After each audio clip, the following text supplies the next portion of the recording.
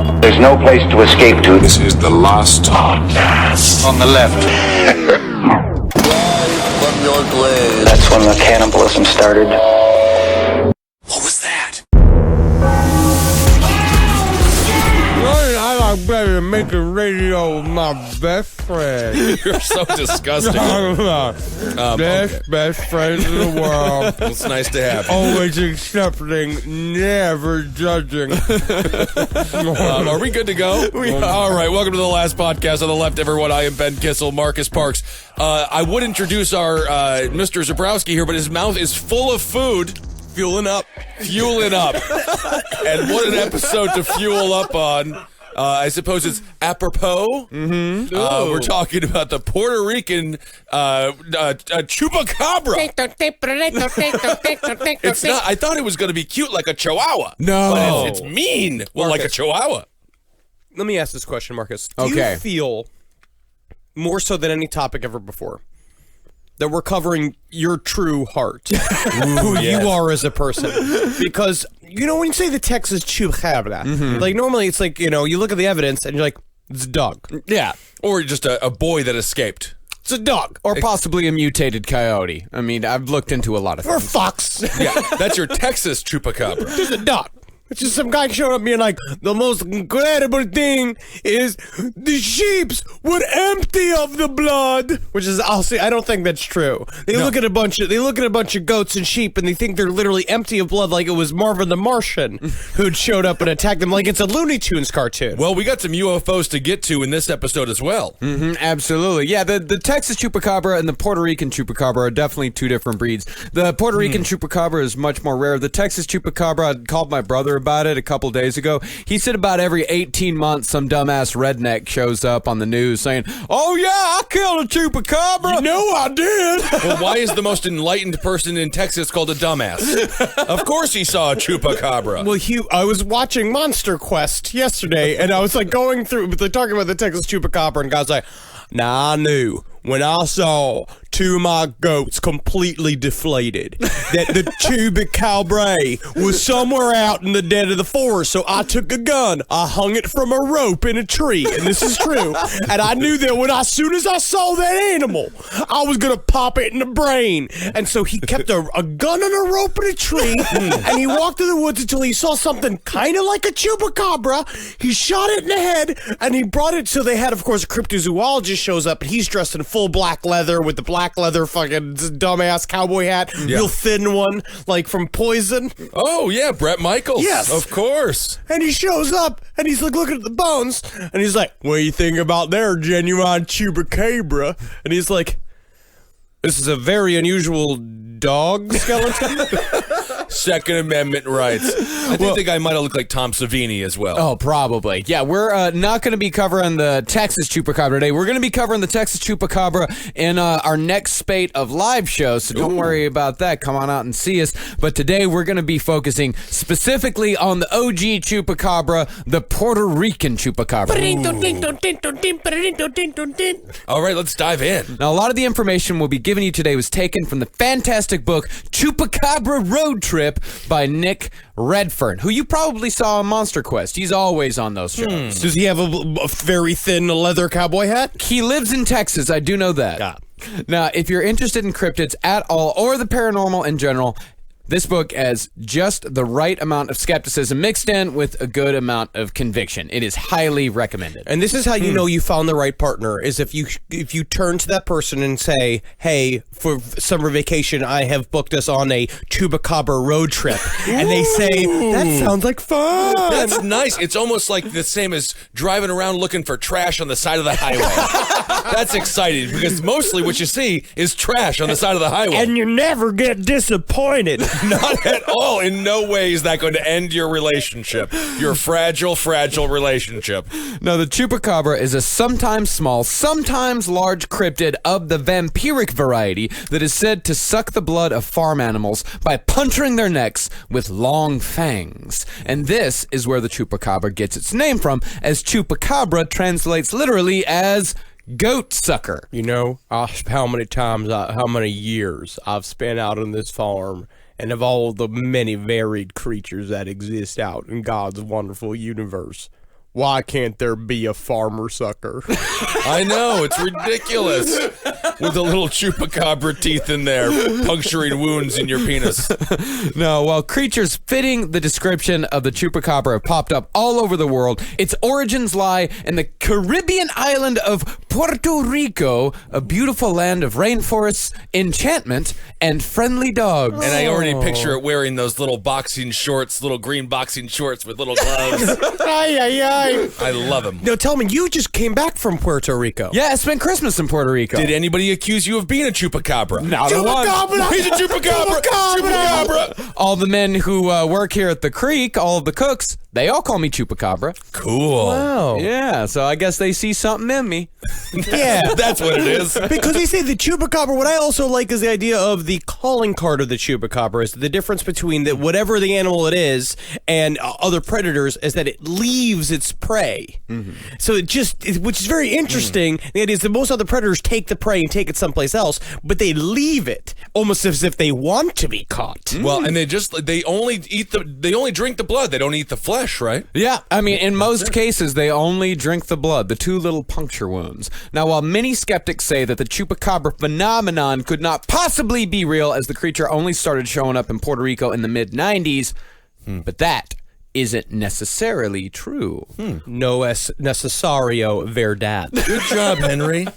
Now, while the term chupacabra only showed up around 1995, weird shit had been happening in Puerto Rico for decades before that, and specifically weird vampire shit in addition to UFOs, secret government tests, and a Bigfoot or two. Yeah! Bigfoot, love them. Man, I would love to be on a Bigfoot hunt in Puerto Rico. And you get to go and they got the plantains and nothing but sweet, delicious pork and the beaches and Bigfoot. Oh, yeah. and El Yunque Rainforest, which is where Bigfoot has been seen many a time. El Yunque Rainforest is the most beautiful place I've ever been to on the entire earth. It's fantastic. And with any luck, there'll be a Gary Busey-like billionaire aboard who just finds himself a poor, impoverished person from New York City, covers him in a Bigfoot outfit, throws him into the woods, and you get to hunt him like you're like a real person.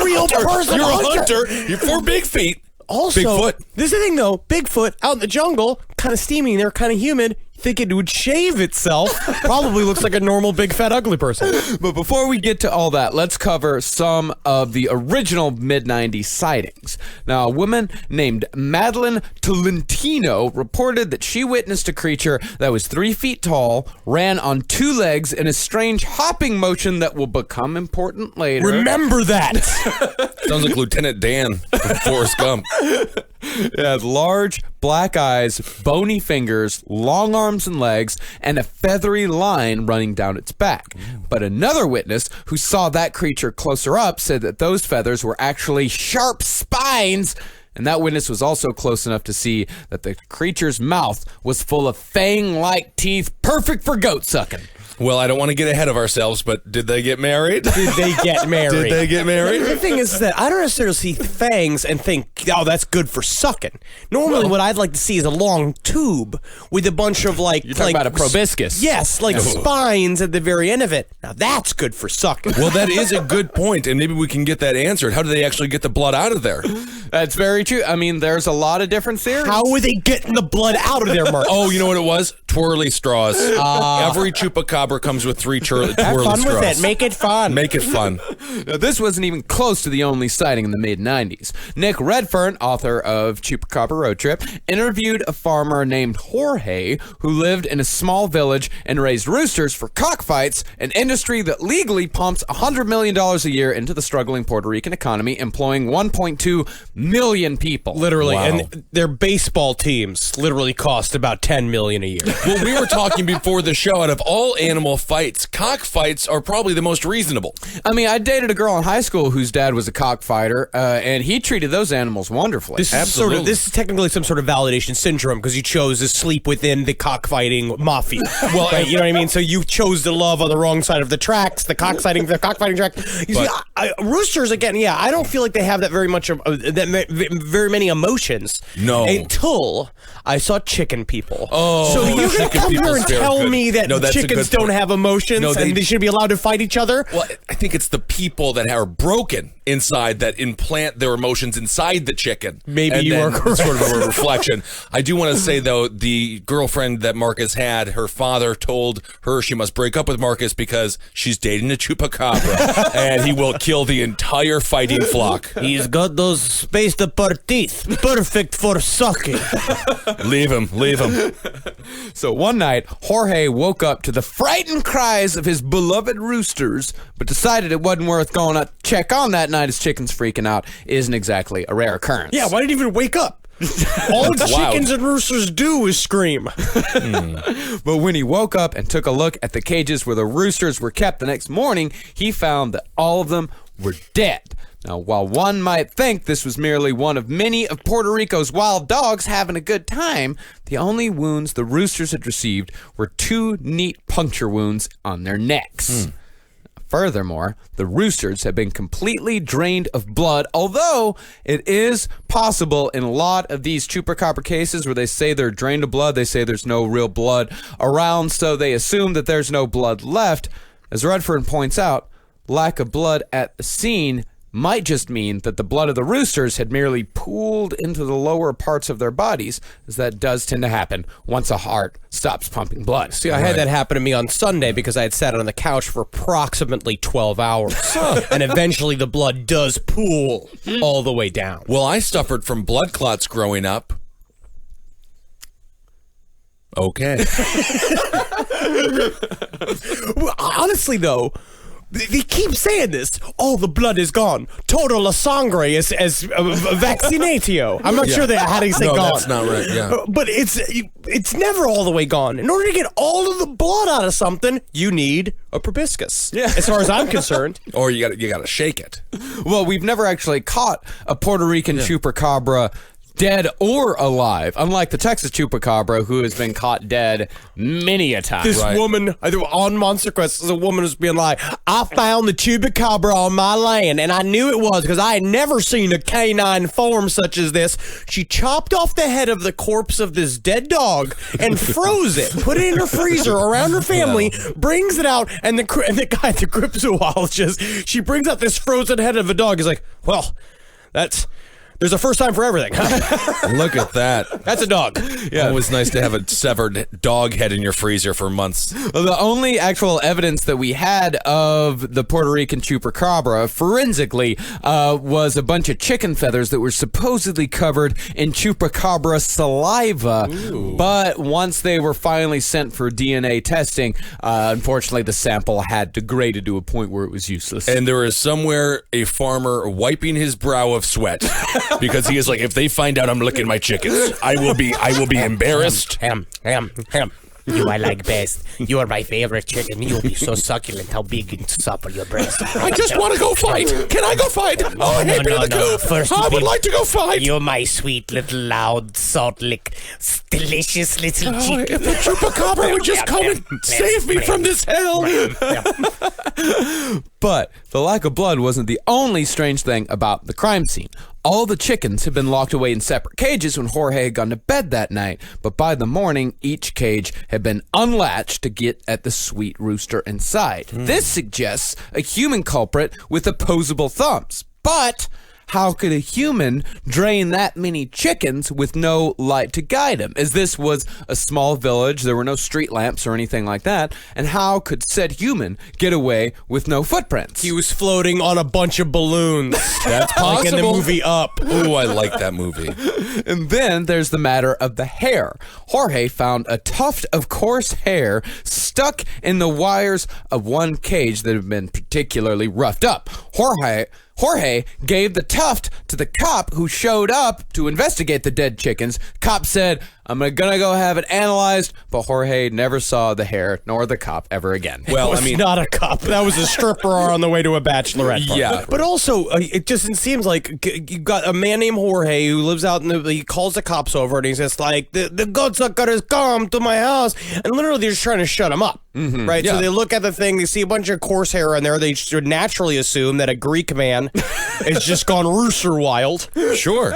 Can you eat the chickens? after the chupacabra has killed them? No. I mean, I think you can. A chupacabra chicken sounds exceptional and rare and probably a very high price for a plate of chupacabra chicken. I guess, honestly, the jury is out on that for me personally, only You because... eat brains? I know, but they're And raised kidneys. for that. They literally just, they have their legs have atrophied and they be put in a tiny cage so they can do nothing but think, so their brains get big and juicy.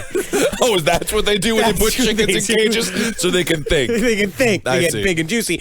So then, but my head, people also collect roadkill and Yes. eat roadkill. Well, you can't. It's legal in many states. Varmint stew. Yep. They call it varmint stew? Some people do. Probably could give it a new name. Probably could call it Lubbock stew. Well, I think it's the same thing. But I don't have a We'll problem call with it that. a good Aspermont soup. Yeah, why not? This is more of a stew than a soup. It's just a name.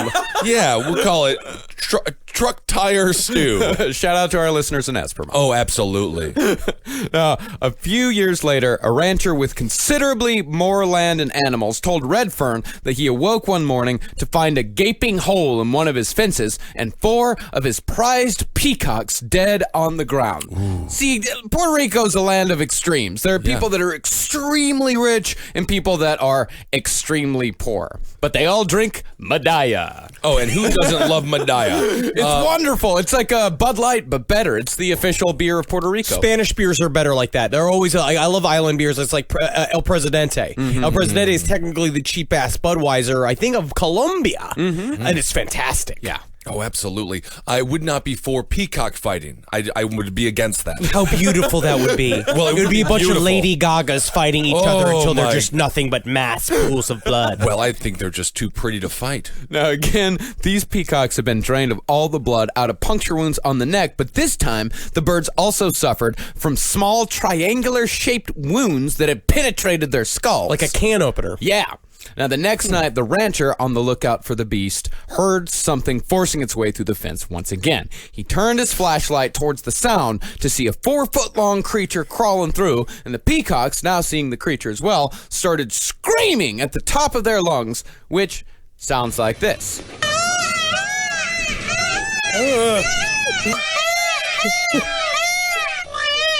That is the worst audience we've ever had. They actually it's an interesting sound. Yeah. It works. It's definitely effective at getting attention. It sounds just like a siren. I was definitely, I was in an Airbnb once, and I heard those noises out in the night, and I thought it was Bigfoot, because Bigfoot cries are the, And so I recorded a bunch on my phone, and I got really excited. Before I wanted to, our friend Keith back in the day was a scientist, and I was like, you gotta listen to this. I think I got concrete proof of Bigfoot. He's like, those are peacocks. You're a fucking So moron. you did do that. Yes. I'm an investigator. You stayed in your house though, in your underwear. Yes. And you just turned on your. I just held my phone up outside the window. With any, I mean, you're lucky it wasn't a water park full of children. Because that would make it extreme. Like then you try to tell the cops, you're like, I thought it was Bigfoot. I thought it was Bigfoot.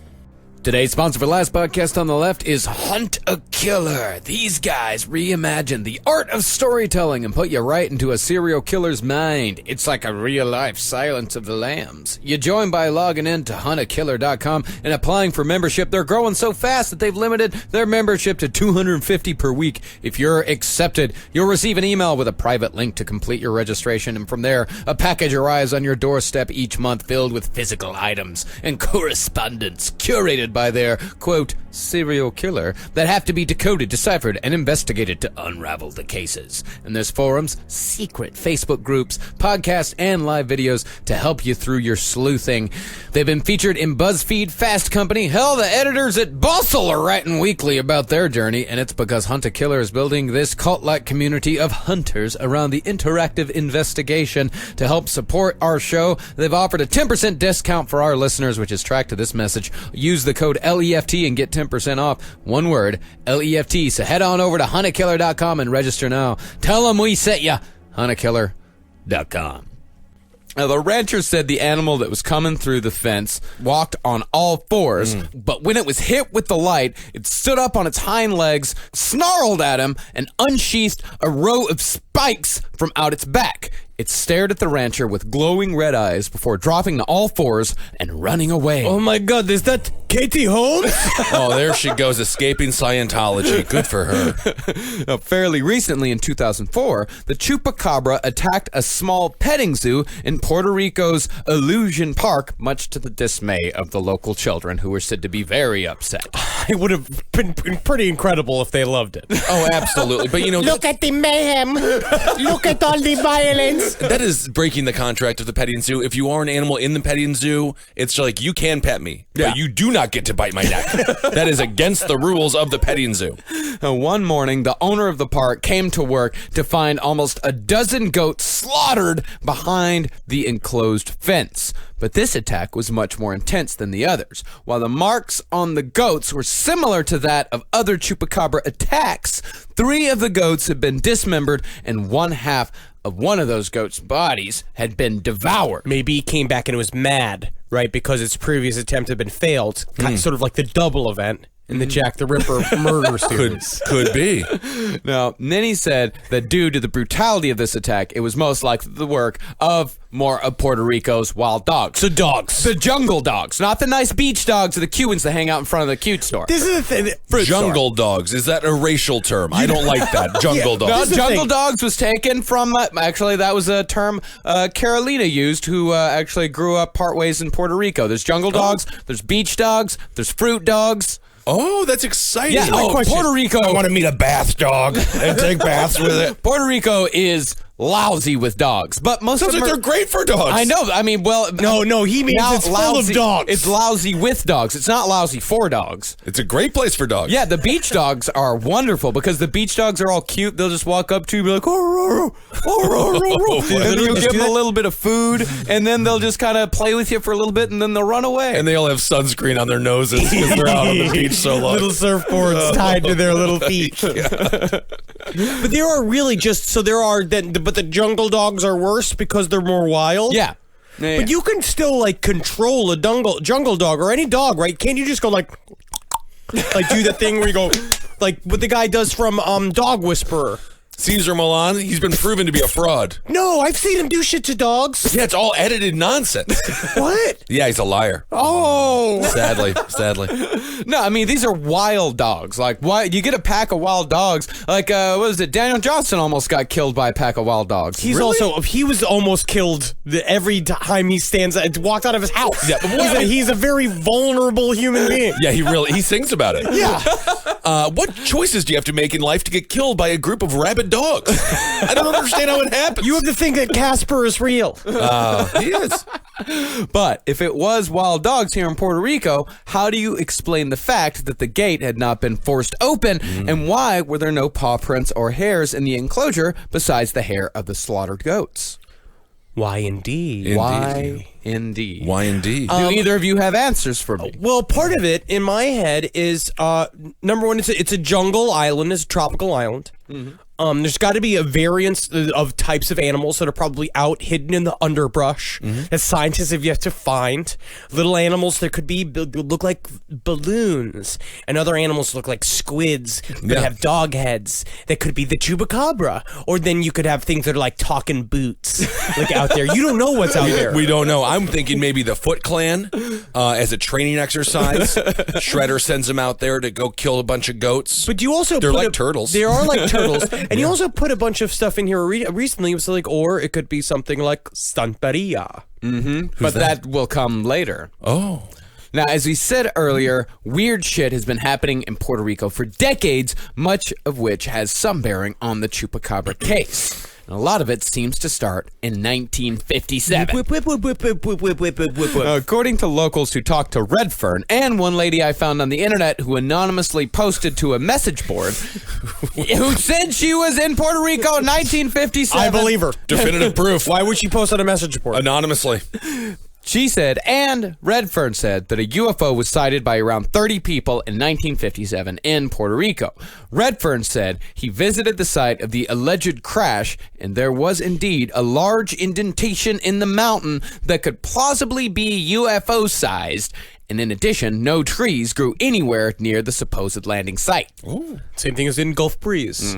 Cool. And it is said that when the government showed up, they found a UFO full of creatures that fit the Chupacabra description. Now, could it be that this story is merely the locals having fun with Nick Redfern, a British man from Texas who is asking too many questions? Absolutely. It's a fun thing for them. What a great afternoon to go lie to this reporter all day, drinking Medias, shooting at his feet. Absolutely. Great time for the reporter, too. Oh, yeah. However, there was another sighting reported by MUFON. The guys, the credible people, the good guys, the people out there that are fighting for us, doing the Air Force's job since 1969. That's the Mutual UFO Network for the uninitiated. That report was separate from what the locals told Redfern. This report told of an incident that happened in 1984 on El Yunque Mountain, home to Puerto Rico's rainforest. Oh. Many separate witnesses reported that a glowing white disc crashed into the mountain, and one witness said he actually saw the disc after it crashed. Now, I found an article that quoted a high-ranking U.S. military officer speaking confidentially, as they do. Because they're literally not allowed to speak any other way. It could have been a drunk American with just a No. totally shirtless, but he just pinned all of these awards to his own skin. As long as you got the pins in the hat. That's all that mattered. This military officer said that he was a part of a team that searched the site. Apparently, they got into some kind of shooting match with whatever it was that escaped from the wreckage. And while this guy didn't see anything concrete, he did say that they found green luminescent blood on some of the leaves. And this is 1984. This is 3 full years before Predator came out. So he's not just watching Predator. But I imagine he did say, if it bleeds, we can kill it. Oh, absolutely, he said that. But what if they literally just came there to Puerto Rico for the beautiful pork? Yeah. Or for the beautiful pork, the wonderful people who are so extremely friendly, I couldn't believe it. Beautiful beaches. Rainforests. Medalla. Desert dogs. And beach dogs. And ice cream store dogs. Yeah, and jungle dogs. Maybe the aliens like jungle dogs more than beach dogs because they have a different climate in the alien land, and they can talk to the jungle dogs better. Now, it is suspected that the government covered the whole thing up and shuttled the alien corpses, which very well may have been of chupacabra shape and size, off to Roosevelt Roads Naval Station. Wait, so chupacabras are flying now? No, not well. Well, possibly. How many species of man is there? Well, There's one. No, there's monkeys. now, it could also be that these creatures did not all die and did, in fact, escape, surviving in El Yunque for almost a decade on what supplies they managed to salvage from the wreckage before eventually resorting to sucking the blood of local chickens and goats completely and totally nude. Well, you're just saying that if they need clothes. I'm speculating here. That these creatures needed clothes and now they're totally fine with walking around naked. They would have made clothes. They might have made clothes. I would have made clothes. The Terminator just went into a bar and killed somebody and got his clothes. Yeah, but could have done that. I mean, if the chupacabra wanted clothes, if they are an alien species that crashed on Puerto Rico and have been foraging in the El Yunque forest ever since, if they wanted clothes, they could have gotten some clothes off a clothesline or something. But no witnesses to the Puerto Rican chupacabra described a chupacabra in a t-shirt and jeans. Or a bunch of, like a muumuu. It would be incredible. Just like, it's just a chupacabra coming out in a farmer's overalls and his hat, just being like, Just tending to me cabras, my sweet little cabras. But also, again, seriously, a lot of times cryptids are connected with UFO activity, right? And so it's the idea of this is not uncommon. We've seen this with Bigfoot very often. The idea is that where you see a cryptid a lot, you see UFOs, because there's something about either everybody's jumping in on the lion train, or it's a really, there's a weird energy happening there. But speaking of Roosevelt Roads, it must be said that over the years, quite a few servicemen reported seeing UFOs in and around Puerto Rico, and it may not be a coincidence that San Juan, Puerto Rico is the location of the southernmost tip of the Bermuda Triangle. No! Wow. Also, Puerto Rico is one of the capitals of the phenomenon of the unidentified submerged objects. There's a lot of see UFOs there. Ooh, those are the ones we want to meet. Yeah. And is it a coincidence that in 1997, when the chupacabra craze was hitting a fever pitch in Puerto Rico, in fact, the chupacabra thing was so huge, Carolee was telling me about it, they had stuffed animals. They even had like a chupacabra cartoon that was quite popular It's at a the good time. mascot. It's a Absolutely. great mascot. Yeah. But is it a coincidence that in 1997, the state director of MUFON in Puerto Rico was arrested for running an illegal shooting gallery and owning a multitude of extremely illegal unregistered AK-47s? Fuck yeah. Oh, man. Was he just an idiot with too many guns? Or was he getting close to something? Or it certainly was not some form of drug dealer hedging his money and literally hiding his guns under the umbrella corporation of MUFON and abusing that. Absolutely But not. these MUFON guys in Puerto Rico were taking that shit seriously. I love it. If I met Stanton Friedman, if Stanton Friedman is not carrying a gun on him at all times, he doesn't really believe. You gotta- Because it comes down to, if you really think that the government's involved and the government's trying to is going to literally shut you down for your investigations of the UFOs, you better be fucking packing. Well, because you know our what? government, we have swarm robots to kill everybody. Yeah, you need to go and talk to Congress about your Second Amendment rights to shoot aliens or anyone who you think might be an alien on site. You need to let them know that you should be strapped at all times. That guy's chewing gum funny. Yes. You are going to end up, there's a great documentary on Netflix. Marcus watched it last night, The Curse of the Man Who Sees UFOs. It's fantastic. And he was talking about submerged UFOs as well. He was looking at, I forget what. Monterey, California. Yes, and he's like, they're all down there. And he was crazy, but a wonderful person. But I don't know if I want him to be armed. I don't know if he was crazy. No, he wasn't. Well, he's crazy in his own unique, fun way. We're always talking about this. It's the chicken and the egg scenario. Does seeing UFOs make you crazy, or are you crazy because you're seeing UFOs? He has been seeing UFOs since he was a kid. He said his first encounter was a glowing ambulance showed up at his house, and then a creature that looked like Bullwinkle came up and climbed up to his window and told him not to be afraid. This is what I'm talking about. This shit happens all the time. It's like same thing with Ed Walters seeing the dogs, right? Where it's weirdly psychedelic. It's a psychedelic experience. It's a trippy thing. And he said when he woke up, his brother was screaming and covering the window with shit-covered diapers. That's right. Yeah. That's right. Like a prisoner in solitary. But some of that footage, Henry, you have to see it because that footage is unbelievable. If you haven't seen that doc, check it out. It's really fun. I mean, Yes. at the very least, it's like secret government, cool stuff. Air Force stuff going on. Yeah, The Curse of the Man Who Saw UFOs. It's fucking great. I really loved it. I'm getting a gun to protect me and my family from aliens. Well, I think that's your Second Amendment right, and you should do that. Big one. Just go shoot at the sky every night. Well, there was another UFO sighting in Puerto Rico that resulted in an actual encounter for one woman named Rosario. She told Nick Redfern that she was picking plantains at the foot of El Yunque when she suddenly heard a deep hum coming from above. She looked up to see a black triangular object about 30 feet in length hovering 100 feet above her. A pencil-thin beam of light shot out, expanded, and covered Rosario in a pink glow. Her mind was then hit with a deluge of images of nuclear destruction and environmental collapse before they came to a stop on the face of a gray who looked a hell of a lot like the alien on the cover of Communion, which Rosario said she was inexplicably drawn to read after the incident. I mean, just bad trip. Yeah, It could be, You know? but also Philip K. Dick had the same exact experience. I mean, he ended up dying of a brain aneurysm 2 years later, so they don't know if it was connected, but he said he had the same thing. A beam of light from an entity called Valis shot him at the head and gave him the information, essentially, that time is not real. He saw himself in the Roman times. And then he spent the rest of his life, the next 2 years, breaking it down in one of the most insane diaries that's ever existed, which I have a copy of, and it's a lot. Well, I watched that movie Doctor Strange, and that was a lot. It is entertaining though, because you know what it is about Benedict Cumberbatch? He's kind of a jerk, but he's lovable. That's his name, Benedict Cumberbatch? I hate him. I'm done with him. I don't follow the actors' names. I like the characters they play. I don't like the actors.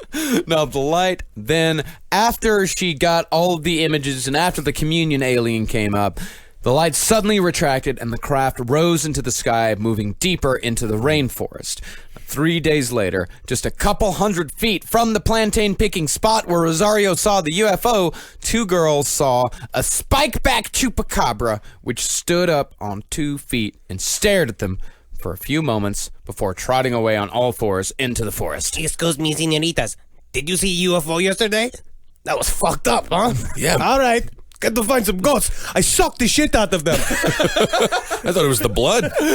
Be some dumb chupacabra who did it wrong. Like, hey man, that was a really cool run. I just sucked its butt. Like, I got so much blood out The of there. thing Like, is that I'm like still like way hungry. It's like I didn't get any nutrients from it. What am I doing wrong? you say you sucked its butt? Oh yeah, like Go-Gurt. No. Go-Gurt, brown Go-Gurt. I No. squeeze him like toothpaste. Did you miss the meaning? We suck its neck. Oh fuck. Yeah. How much shit do I have to be eating all the time? At least didn't know. 3-4 times a week. I killed a whole farm worth of these fucking cabras yesterday. I am chock full of shit. I'm like some kind of diaper.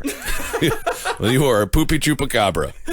Years later, one unlucky farmer who had a run-in with the chupacabra also got a visit from a couple of bona fide men in black. Now, one night, the farmer had heard the sound of screaming pigs coming from his yard. The farmer ran outside with a machete and a flashlight so he could defend his flock, but when he got there, he found his yard scattered with dead rabbits, his prize pig lying in a pool of blood beside them. No, not Enrique Iglesias. Oh, that's Enrique Iglesias was such a great pig. Oh, I love pigs. Such natural charm. Total natural charm, smarter than dogs. Now, the farmer heard a growl from behind, turned, threw his machete into the darkness, and heard a sound like metal hitting metal. So not exactly a survivor. Exactly what I would do. Whatever it was, growled and ran away, and the next morning the farmer was visited by a man and a woman in black suits. The farmer took them out to the yard and explained what had happened, and after listening for a while, the people in black, hereafter known as Pibs. Thank you. Not Men in Black. 2017. I know. I already can see Hollywood writing up a movie. What if we call it Men in Black, and then we put W-O in lipstick over in front of men, and we say Women in Black, Greg, and then we have one black woman and one white woman. Greg, And I'm then- listening to your pitch, This but I is a gotta say, good idea. number one, you're fired, but guess what?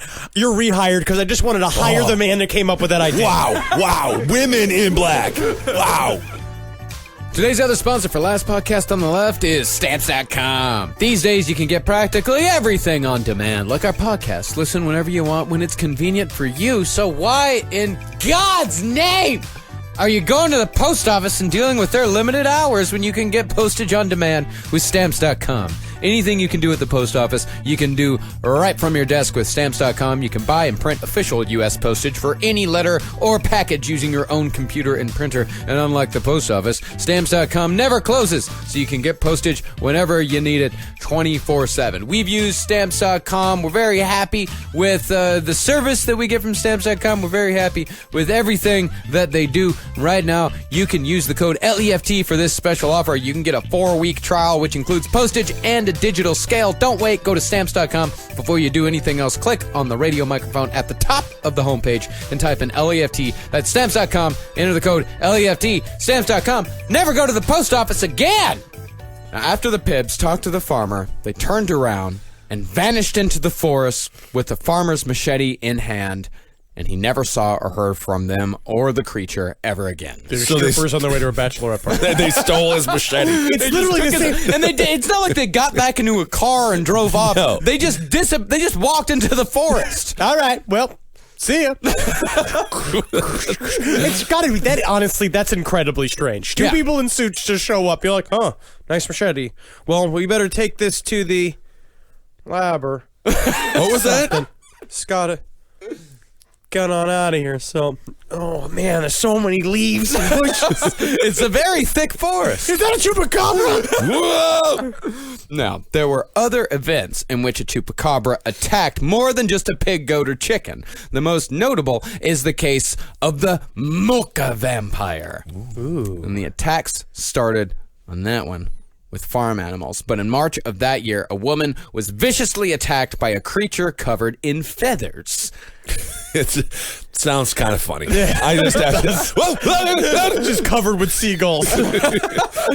Later that month, another woman said a huge winged monster landed on her roof and started screaming before flying away. And a couple of days later, a rancher found more than 30 of his chickens had been slaughtered. And over that 2-week period, around 90 animals were killed. While the legend of the chupacabra had not yet been created, rumors were abound that the attacks were actually the product of occultists. Actually, some people say that the animal victims of the chupacabra are really victims of Santeros, or those who practice Santeria. We had the same problem in Queens. It's not a problem. It's just a difference between people being ignorant, and I would say. But in a lot of Haitians moved into my Queens neighborhood where I was growing up, and they would do rituals like all the time. So it's like literally there would be like dead chickens everywhere and all this stuff, and the cops would just arrest them on animal cruelty because I guess you need a license. Yeah, but meanwhile, the cops are eating a pulled pork sandwich on like a chicken bun. Yeah, you know, I it's mean, like, also, please. the cops are all just ruthlessly beating people in the street. Right. Well, there was actually a huge case in, I think, 92 or 93 down in Miami where a church that was full of Santeros, they were doing Santeria, they were barred from having their church there because the town didn't want them there slaughtering chickens all day. And the case actually went all the way up to the Supreme Court, and they found that they were allowed to sacrifice animals in the pursuit of their religion. Yeah, I mean, these people are all eating bratwurst, which is just like family members. It's just every animal, when their family members ground up into one. I think there's a lot of hypocrisy with all that. Yeah, you could go and you eat veal 3 times a week, and you're literally just eating we just made its body so soft. Yeah. By making sure its bones can't move. It was the same thing they did with the Hmong population in Wisconsin. They would just kill chickens and cook them in their backyard. And everyone's like, you're supposed to go to KFC for chicken. You shouldn't make it in your backyard. Yeah, and here in New York City, there's still that weird thing that the Hasids do where they put all their sins into the chicken and then they kill it. They have a lot of weird stuff going on. Yeah, and they do it out in the street. Yeah, the Hasidic community here in Brooklyn is very strange. It's the largest in the world. They're strange. I've given them a lot of money in rent, so hopefully they have bought a lot of chickens with that money. Actually, in the case of the chupacabra, there have been people arrested for Santeria and for going and killing people's chickens that weren't theirs. And the perps told police that they had chosen areas where chupacabra attacks were known to happen, and the Santeros had purposely spread rumors of chupacabras being out and about to cover their tracks. So they use the Zodiac method. Yeah. Where you just put murders into a thing that's already happening into a phenomenon, so it could just be a part of the big umbrella phenomenon. Mm-hmm. Now, this may be a fairly simple explanation for what the chupacabra actually is, but there are other fairly kind of sort of reasonable explanations out there. Let's start with the monkey theory. Yay! Puerto Rico is home to the Caribbean Primate Research Center. The CPRC is located not on the mainland itself, but on the nearby island of Cayo Santiago, a.k.a. Isla de los Monos, a.k.a. Monkey Island! Oh my God, I want to go to Monkey Island. Daddy, can I go to Monkey Island? Daddy, I want to go to Monkey Island. Experiments on Monkey Island have gone on since the 30s, when a group of rhesus monkeys were shipped there from India. Today, almost 1,000 rhesus monkeys cover the island and live out in the open. Which started accidentally because 24 rhesus monkeys just got out. They're clever. And they just got out of the research center, like the research facility, and now they just live on the island, and now there's monkeys all over Puerto Rico because somehow the monkeys figured out you could just float on trash and get to the island. And I bet you one doesn't wear any clothes like Richard Hatch from Survivor Season 1. Now, while we know for a fact that monkeys were subjected to HIV experiments on Monkey Island, locals suggest that this isn't the only monkey experimentation going down on the island of enchantment. Do you mean to tell me they're giving them like a bunch of party drugs? They're all fucking each other like it's the 80s again? Yeah, and then one person killed somebody and they called him a party monster and the whole thing went downhill. Take as evidence the testimony of a woman named Guanina. In 1987, Guanina was walking through the hills around Mocha, where our previous vampire attack had occurred 12 years earlier.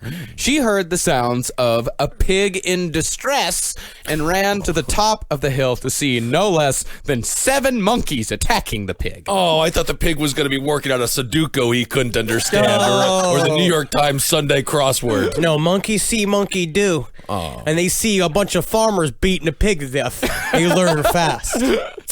Poor pig. Guanina shouted the monkeys away, who screamed right back at her before running off into the woods, leaving the pig shaken, but relatively okay. Good.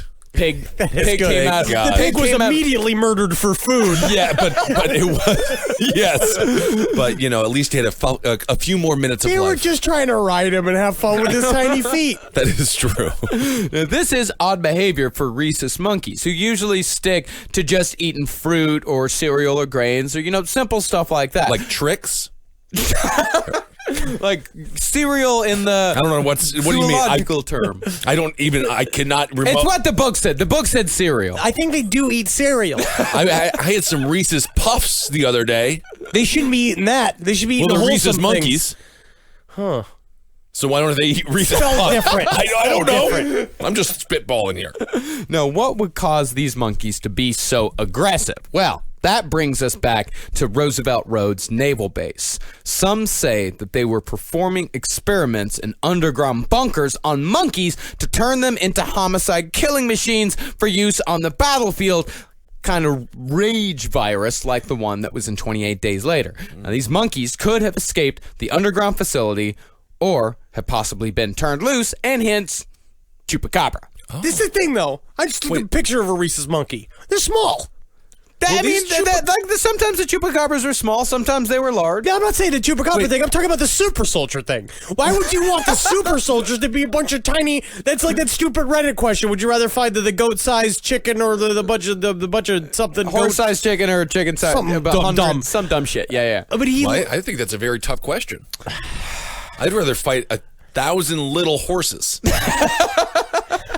I would like to see you fight Stomping a bunch of death. stomping I'd a also bunch like to of just little see how the footage of you stomping to death a bunch of tiny horses and how they would ruin your future political campaigns. Oh, that's been ruined a long time ago. You know what I would do? I would sit down on a rock and read a book, and hopefully it works. I'm just and saying- you just sit next to me. You just make one. You make the bigger monkeys the super soldiers. Yeah, Well, of course. you got to yeah. start with the smaller monkeys, and then you move on to chimpanzees. That's a weird backwards theory. That's a not weird- backwards theory at all. You start with the smaller ones, and then you work your way up. No, makes you sense. start with the dumber ones and work to the smarter ones. there's- Well, the No, chimps are the smartest ones.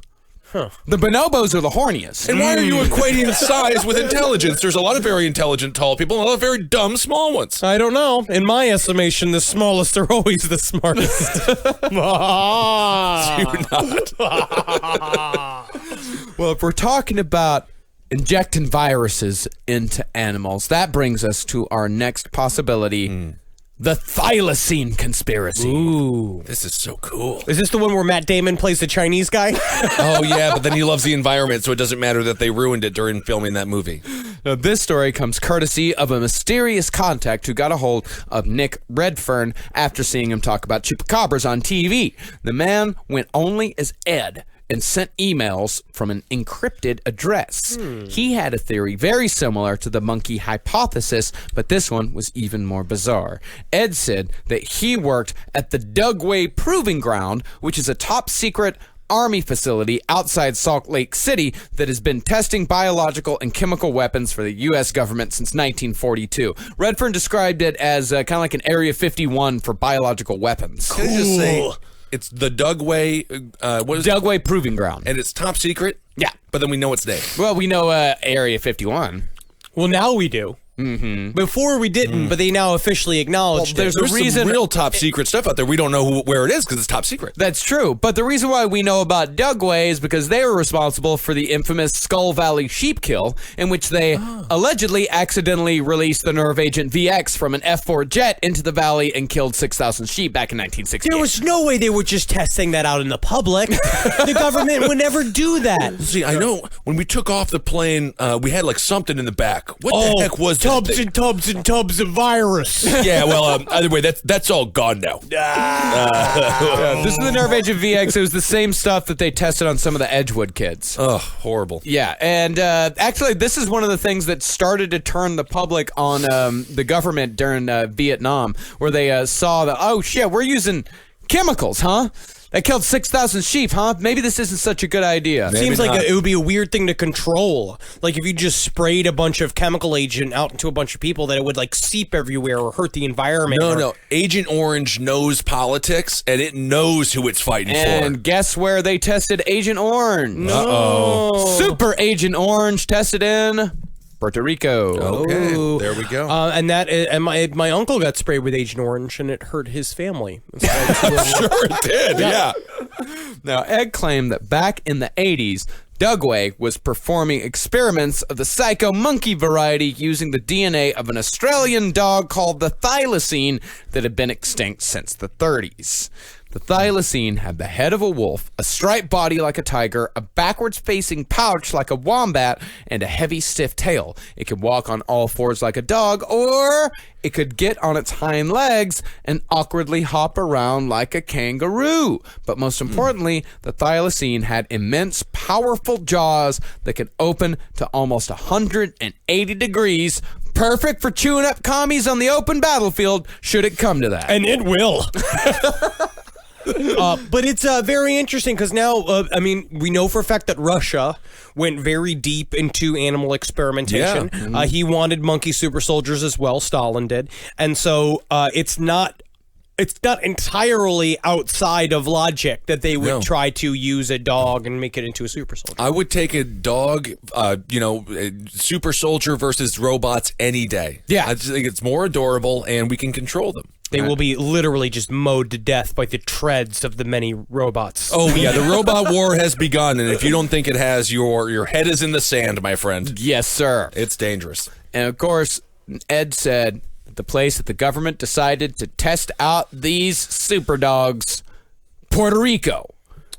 As to the similarities between the thylacine and the chupacabra, the chupa was reported to go from 4 legs to 2 on more than one occasion. And concerning the spikes, Ed said it was possible that people were confusing the tiger-like stripes on the thylacine's back for spiny protrusions, as the chupacabra was often seen in low-light conditions.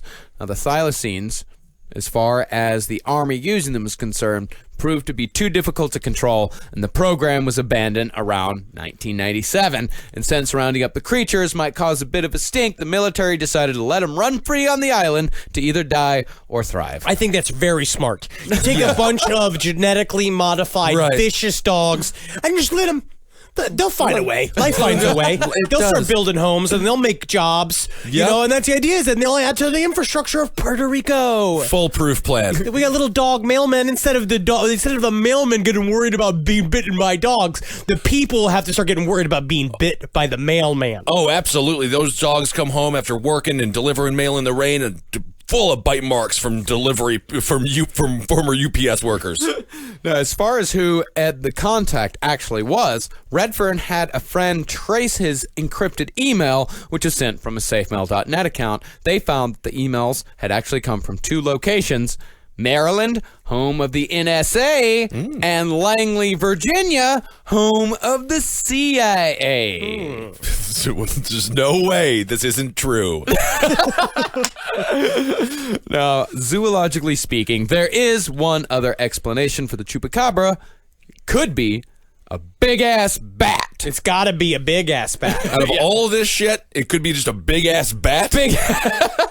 No, a woman named Anna recalled that in 1975, a series of dead dogs were found in her area of Puerto Rico, each dog missing all of its bones, including the skull. So it's just the skin was there. Just the skin and organs of the dog. Which is the opposite. Normally you want the organs as an animal. Normally. Because you wouldn't need the bones. Unless you were a fucking serial killer bat. Well, yeah, muddling it down for maybe a powder or something. No, in August of that year, Anna was driving along one of El Yunque's twisting mountain roads when suddenly out of the trees came a 5-foot-tall bat-like creature with its wings folded behind its back. out of its mouth stuck 2 huge fangs, and it walked on muscular legs. And its blazing red eyes focused on Anna for 10 to 20 seconds before the creature unfurled 15-foot-long wings and took to the skies. Hey, what's going on, girl? You hanging out? Tell me, would you think I'm more of a Clooney or a Val Kilmer? That's a funny little Batman joke. I gotta go anyway. I got a bunch of goats I gotta suck. Oh, I thought he was a Val Kilmer. Val Kilmer now. I love current Val Kilmer. Do you follow him on Twitter? No. All he does is talk about weird parties he used to have with rock stars. One time he said he tickled Lou Reed. I don't even want to know what that means. Now, another woman named Rosa said she was out drinking with a few friends of hers in Old San Juan, which is a social district in the capital.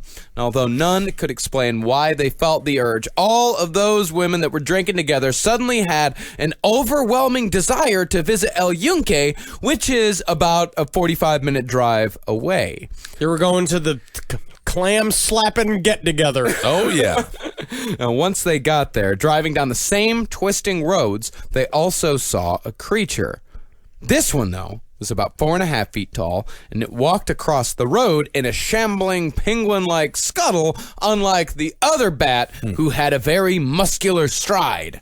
And the wings of this creature were also different, as they were so long they dragged the ground. But both had the same glowing red eyes. As Rosa and her friends watched, the creature continued its bobble across the road. It stopped and stared at him, and then disappeared into the forest. It could be an old one. An old chupacabra? Maybe. It could be a nerdy one. It could be. Yeah, it could be a cop in a trench coat pulling them over for drinking and driving. It could be like the Burgess Meredith Maybe. of chupacabras. Possible. Yeah, the other one was all tall and muscular with taut wings and muscular legs. This one just kind of bumbled about side by side with long, droopy wings. And he didn't even take off. He just stared at him and then continued on his way. Literally, if they find a skinny, muscular, tinier one, it's all 3 of us in chupacabra form.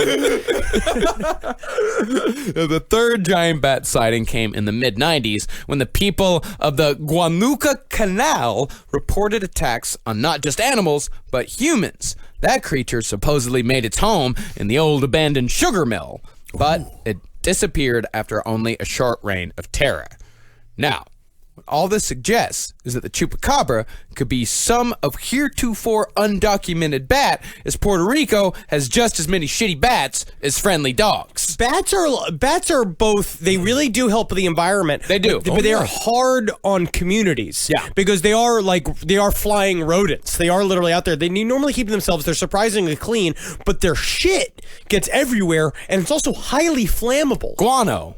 Guana. I learned that from Ace Ventura, and bugs love it. They love it. There's a whole ecosystem based in their own dookie. They're good for the environment. Yeah, They are. That's the most terrifying part of planet Earth is the gigantic mountain of cockroaches on the bat shit mountain. Yeah, that is hell on earth. Yeah. That is a nightmare. Yeah. But this makes a lot of sense. No footprints. The bats fly in, and then they just fly right out. I can see this theory working out. But vampire bats are really small. Look at this. Yeah. Well, just one single cave in Puerto Rico is home to hundreds of thousands of bats, 75% of which are Jamaican long tongues, while the rest are either sooty mustache bats or ghost faces. City mustache bats? Sooty, like soot, like soot, It's like little sooty- gray I mustaches. Yeah, little gray mustaches, or they got the ghost face. You with their ghost face. Well, Yeah. Ghostface are the rappers, and then the little mustache people are his accountant. Yeah, I did a report in first grade on bats. How'd it go?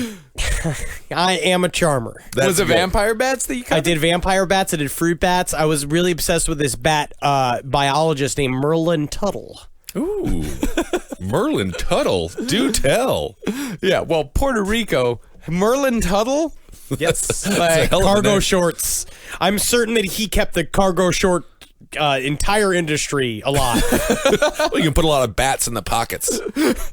No, Puerto Rico is in fact home to a gigantic system of over 200 caves comprising of 11 miles of caverns. And much of that is totally unexplored. And maybe not so coincidentally, those caves are also closed off to the public. Also, if you look at Loch Ness Loch Ness, the whole bottom of it's a weird, intricate series of caves. Like you look at where Bigfoot is, up in those weird in the mountain areas. It's all these kind of weird, unexplored nooks and crannies of the mountains and forest areas. So if there's a weird creature hiding somewhere, it could possibly be underground in one of these caves. Could be. Yeah, and there are indeed bats that suck blood, specifically the vampire bat, but the largest bat we know of, I think it's called the golden crown flying fox.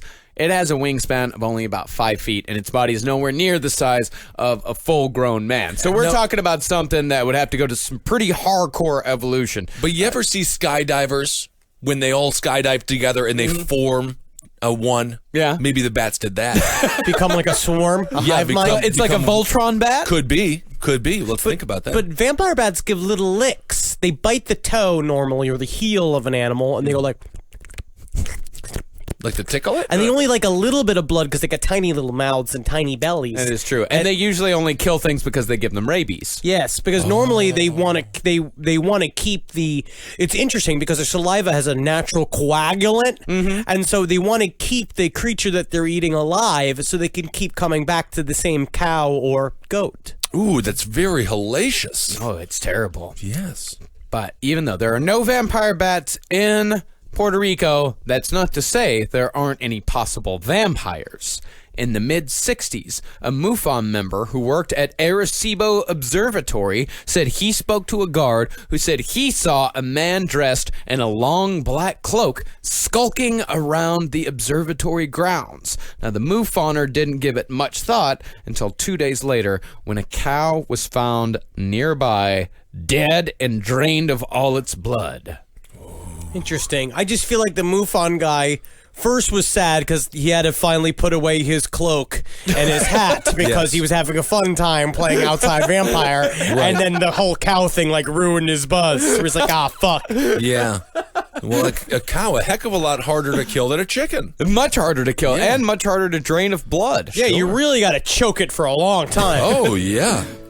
Today's last sponsor for Last Podcast on the Left is BlueApron.com. You know, not all ingredients are created equal. Fresh, high-quality ingredients make a real difference, so it's important to know where your food comes from. Thankfully, for less than $10 per person per meal, Blue Apron delivers easy-to-follow recipes along with pre-portioned ingredients, courtesy of over 150 local farms, ranches, and fisheries across the United States, right to your door. And because Blue Apron ships the exact amount of each ingredient required for the recipe, there's no food waste. It's everything you need to make sustainable and delicious home-cooked meals in 40 minutes or less.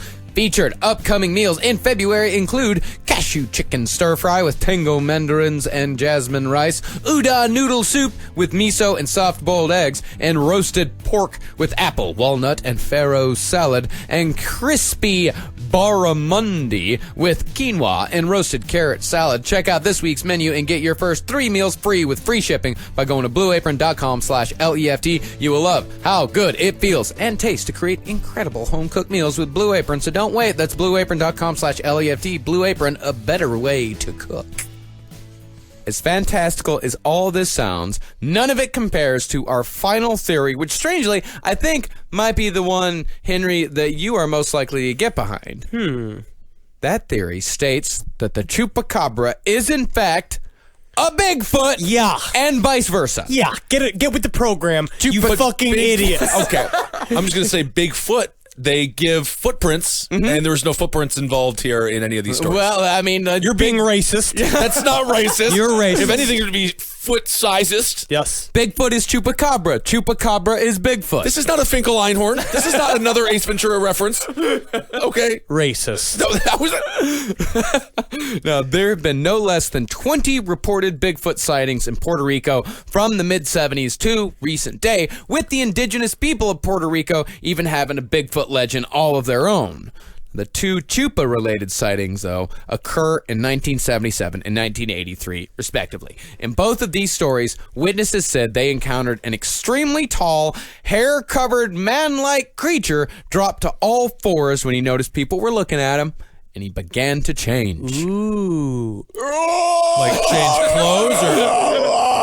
Like how you change as a person. Oh, yeah, all the time, every day. The creature shrunk to a chupacabra size. Its limbs took on the shape of a dog's, and from out of its back sprouted the telltale spikes. And the creature both times snarled at the witnesses and bounded off into the jungle.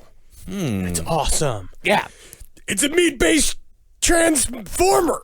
Yeah, it's very werewolf-esque, I suppose. It's very werewolf-esque, absolutely. And a lot of people, if you come to our live show, will talk a little bit more about the Chupacabra werewolf shapeshifter coyote legend connection. We may even talk about it a little too much. Yeah, but I just feel like isn't that, well, I don't know. Okay. I just feel like we're lumping them all in together here. Well, maybe they all have always been all the same thing. Maybe the idea that that our reality, number one, is thin.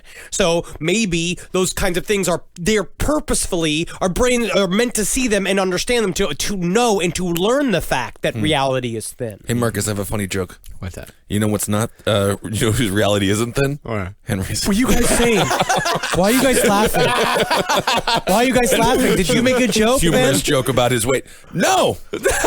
No. We were Good. just talking inside baseball. I remain forever secure. No, one witness who saw the Bigfoot shapeshift said that soon after the encounter, she had an experience that sounded like it could be compared to a bad trip. She said for about 15 minutes, the world became distorted and the area she was in and was very familiar with suddenly looked different, but still somewhat the same, like a dream. She was extremely familiar with the area, but she said she suddenly felt lost. Nothing really made sense. Redfern points out in Chupacabra Road Trip that this is extremely similar to what is reported to happen in England with the famed will-o-wisp, in which people are led by a piskie to their doom. See? They said The that English are hilarious. They really are. It's cute. Yeah. And but the thing is that in the end, it's like people are led by piskie to their doom. It could just definitely be whiskey that tastes like piss. That could be. And most of the time, it does lead you to your doom. Sort of an Evan Williams or something. this also jives with the stories of pixies and brownies who were known to shapeshift from time to time, and it also works into the possibility that cryptids, their reality is very thin, our reality is very thin. It all kind of blends in together in some odd, strange way, but whatever the Chupacabra is, we'll likely never know for sure. Oh, my Wow. goodness. It's more like what it isn't. You know what I mean? Yeah, I know what you mean. What isn't it? It's not a lover of chickens. That's for sure. It It is does a technically- lover of chickens. Yeah, it but- loves chickens. Yeah. Sometimes you love Yes. something so much you kill it and suck all of its blood. I guess so. And for our vegan vegetarian listeners, I want to apologize for the whole episode. We love chickens. As a matter of fact, when I was in middle school, I got a rooster down. I've told the story of the rooster many Yes, times. yes. So I have a connection to the rooster and the chicken. I feel that certain animals were bred for eating, and they're made dumber for that purpose. They don't know that they have Yeah. a fate. They don't know where they are. They're essentially like little machines made out of delicious meat. And I know that it's difficult for everyone to see that, but Well, that's why I'm in the rare camp of pro-genetically modified KFC chickens, because they bred the brain right out of them. yeah, just make it lumps of meat. There it is. I like that. But you know, when you cut grass, that smell, that's the grass crying. I've talked about that Not, too. it's just not. I this read is that the in a- second time in 2 days you brought this up. It was a meme.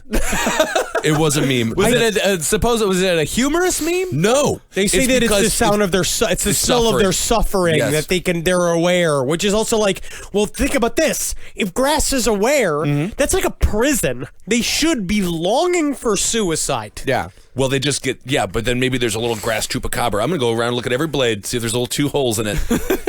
I don't know which one of us is going to turn into a shirtless person on the side of the highway first. All 3.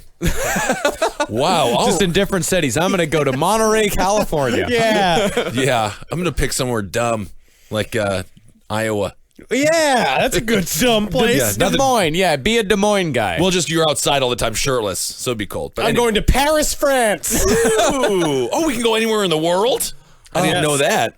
I'm going to go to San Juan, Puerto Rico. Land of enchantment. Back to your roots. Argentina for me. Honestly, this has made the Chupacabra a lot more fun and interesting for me. Like, I like the Puerto Rican Chupacabra. When you're going down that world of of course, I love the idea of the combination theory that they are like weird psychedelic creatures. Well, Puerto Rico is it's a really cool place, and it does have a very strange feel to it. Because I'd spent a ton of time in El Yunque forest where a lot of these sightings happen. We climbed to the top of the mountain. It was one of the most beautiful thing I've ever seen. But you do get a sense that, like, shit, there could be something out here. Yeah. There could be some things in this forest that nobody has ever reached, that nobody has ever seen before. And it's an eerie feeling, but it's really beautiful, especially once you get on top and you are literally in the clouds. It was like being in another world. And I could absolutely see something weird happening out there. And to this day, the people of that town talk about the chupacabra on top of the mountain.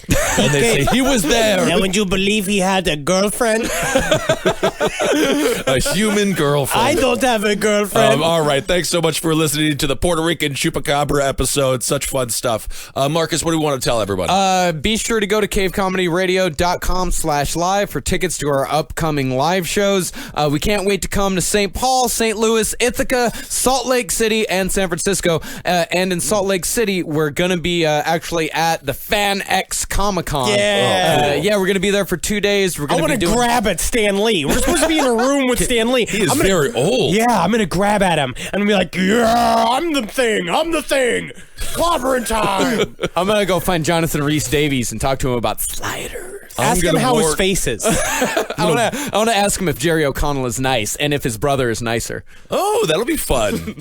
All right. Yes, so that'll be super exciting. Thank you so much for donating to the Patreon page. Absolutely. That's been awesome and life-changing for us. We really appreciate it. If you donate to our Patreon page, even just $1, you get advanced ticket sales, which means you will get advanced ticket sales to our upcoming Texas tour that is coming in April. We are just a tiny, tiny, tiny little bit away from being able to announce the dates and the cities on that. Of course, I mean, the cities we can announce, that's Houston, Dallas, and Austin, but we can't announce the dates just yet. Know that it is going to be in April, and if you are a Patreon supporter at patreon.com/lastpodcast on the left, you get advanced ticket sales because all of these shows will absolutely sell out, and we thank everybody that is given to our Patreon so far. You guys are really changing our lives here. Absolutely, and thank you so much for supporting all the shows here on CCR. Marcus, you're doing a great job.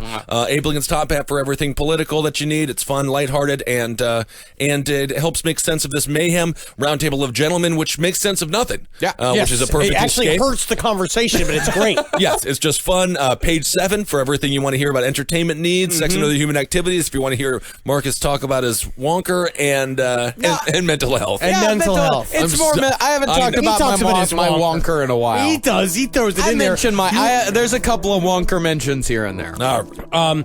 Also in Salt Lake City, I'm really excited because we'll be doing a panel, so you can come and talk at our faces. Also, in Austin, I can't wait to go to Salt Lake Barbecue. I just keep thinking about it. It's so great. good. Oh man. You're way off topic. And then also, so follow us on Twitter. I'm at Henry Loves You, at Marcus Parks, at Ben Kissel. Follow me on Instagram at Dr. Fantasty. Ben Kissel 1. And at Marcus Parks. And follow Last Podcast on the Left on all of the bullshits at LP on the Left. Yeah, and follow me on Spotify. I try to release a new playlist every week. Also, watch Last Stream on the Left. We'll be doing it again at 9 p.m. this Friday. Hail yourselves, everybody. Hail Satan. Hail Geen, go get some shirts at cavecomedyradiomerch.com. Hail me. Buy the shirts. Please. If you really want to do something fucking Honestly. nice with your fucking life, Well, buy a shirt. buy the shirts. No, that is a big help. Magustalations. All right, time for the Last Podcast on the Left. Shout outs. Thank you guys so much for donating to the Patreon. Thank you for your money. Thank you for your love. Thank you for your money. Don't say it like that.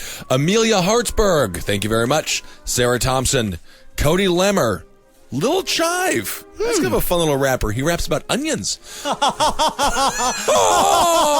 Emily. Heather Holly. Sean Archer. Amanda Schenk.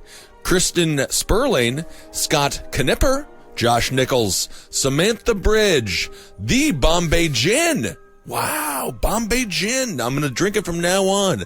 Bronwyn P, Elizabeth Stites, Casey Roy, Matthew Conrad, Matthew Ginnett, Courtney Fillmore, Kaylee Rodden, and Dave Salvatore.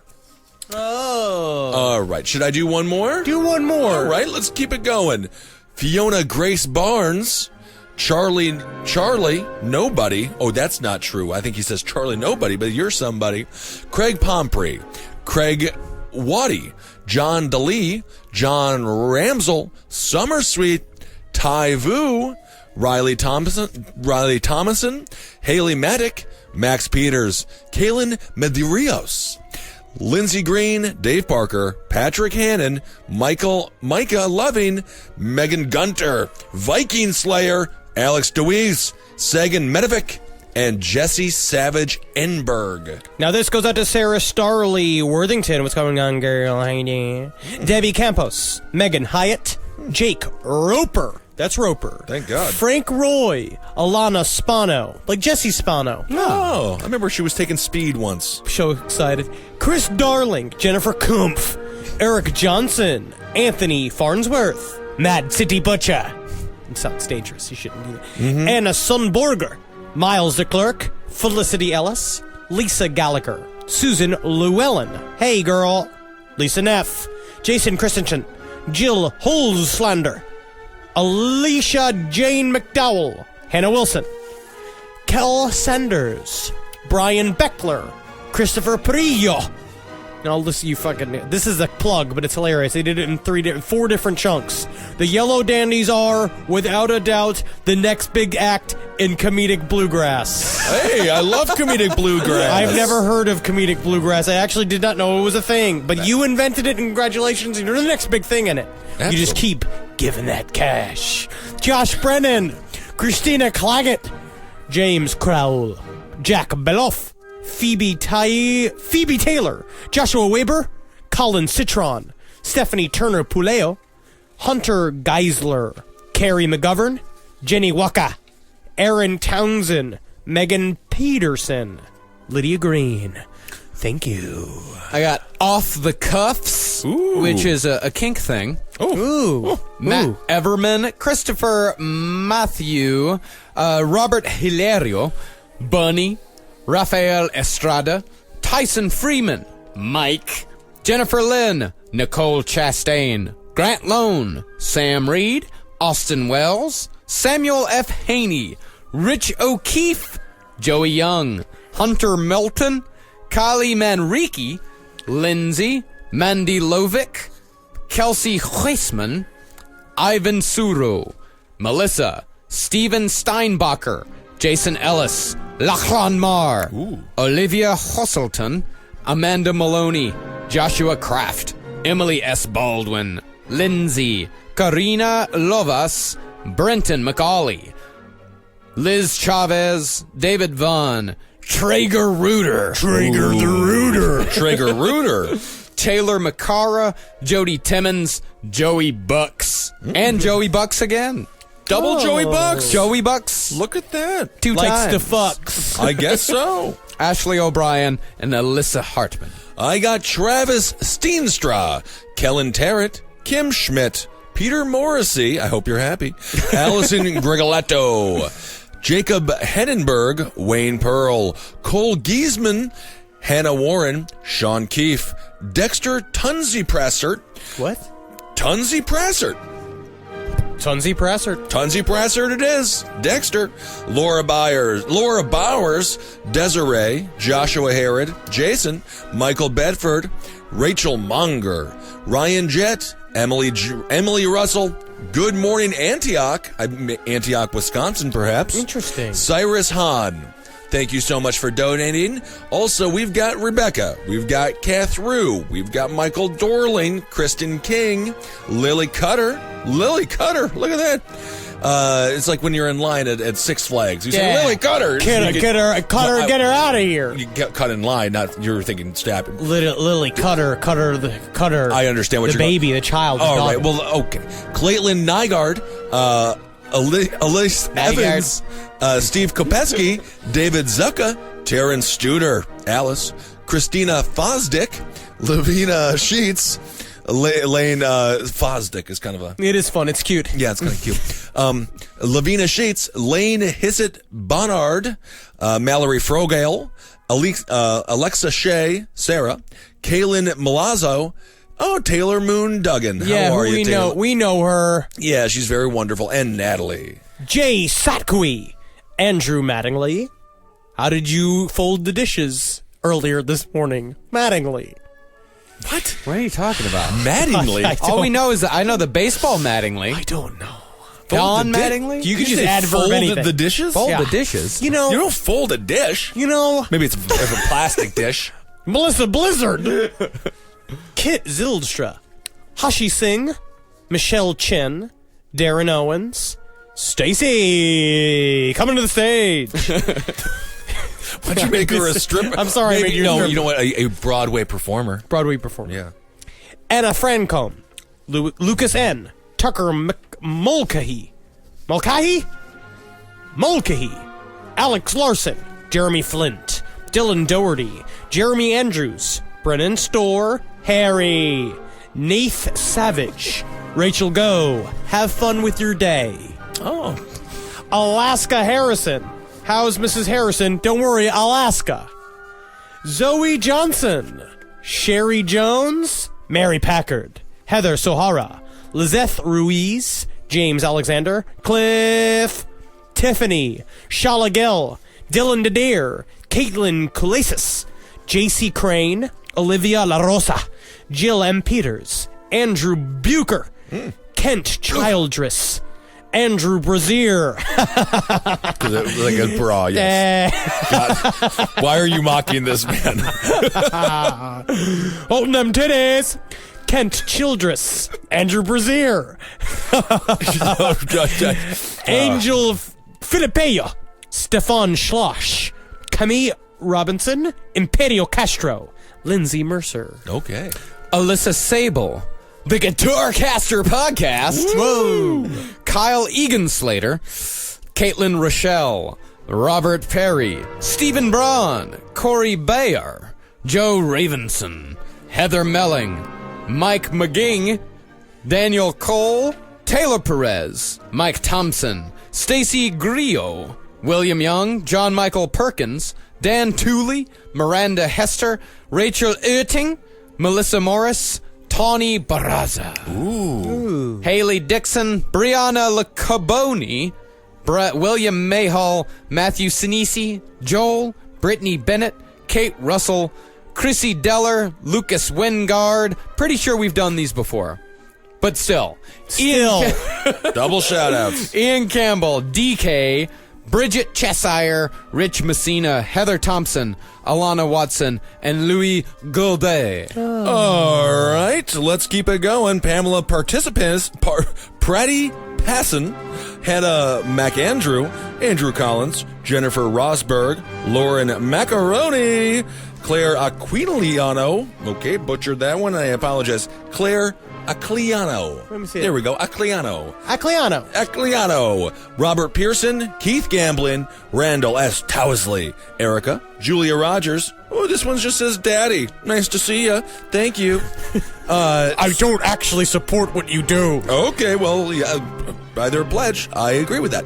Sarah Boudreau, Kelly Maureen, Daniel Kuttner, Blake Allen Davidson. Oh, he sounds like he should be a comedian. Bethany England, Lulu, Thomas Stacy, Joey Paulhine, Alan Darengowski. Yeah. Alan Darengowski. Enika, Elizabeth Sokol, Robert Kraft, the owner of the New England Patriots. How much money did he give? It doesn't say, but it says we get Tom Brady. Just give us the money. Give us more money. Melissa, Marcos, Nadine Lujan, Eric Lamora, Travis Fry, Antonio Solaris, Chloe, Damian Dimmock, Dustin Bean, Nicholas Encinius, okay, Brian Nicastro, Jamie Chambers, Stephen Karuba, Alan Marshall, Raj Nair, Tim Hulskamp, Adalo Adebayo. Perfect. Adalo Adebayo. Okay, and then I'm just going to wrap it up here for me. Well, nope. Oh, nope, this is good. That's all of them for me. Chris Jones, Michael White, Roy Onafjord, Taryn Studer, Michael Misfelt, Rayed Hussein, like Barack Hussein Obama, Stephanie May, James Bonert, Stephen Bradley, Brad Simcolet, Nathaniel Osterman, Corey Roberts, Kyra Lee, Gregory Rousseau, Hillary Barton, Lindsay Mansfield, like Jane Mansfield. Very Beautiful nice. woman. I saw her Deidre- grave. It was a beautiful place. It is. Really? Yeah, it's nice. Can't believe they got the boobies in there. Guess you can flatten them down. She Time died with flattens she died everything. with a car full of chihuahuas. She did? Oh. It's amazing. Take the wheel, God. Deidre Lilienthal, Steph, Quentin, Christopher Bryan, and Alex Creary. Thank you so much for your donations. I got Grady Horn, Steve K, Lindsay Duke, Gabby Gorgas, Nick Lozelle, Kate McGranagan, Sarah Quinn, Ryan Huff, Yasmin Gonzalez, Juby Phonic, That's better. Mickey Sarge, Wendy Lamont, Gretchen Mann, Caitlin Smith. Hey, Caitlin, she came to our Chicago show. Yeah, hey. Charles Powell, Victor Giannini, Catherine Howard, Leah Bushman, Lacey Panthaki, Eric Pierce, Jessica Roy, Brad Simcollette, Corey Robinson, Ian Campbell, Bridget Cheshire, Heather Thompson, Alana Watson. Definitely doing some doubles here. You did some doubles there. Yeah, Louis Goldell. Louis Goldell. But you know what? We're just reading what's given to us. And doesn't if matter. you got double shout-outs, hey, man, yeah, Congratulations. double me gustas. Yeah. Double Magustas. You will definitely be fertile. Absolutely. Thank you guys so much for donating. We really appreciate it. Hail Satan. Y'all keeping with y'all. Be real, y'all. Be good, be real. You be you. Hail yourselves. Hail me. And hail Geen. Got that,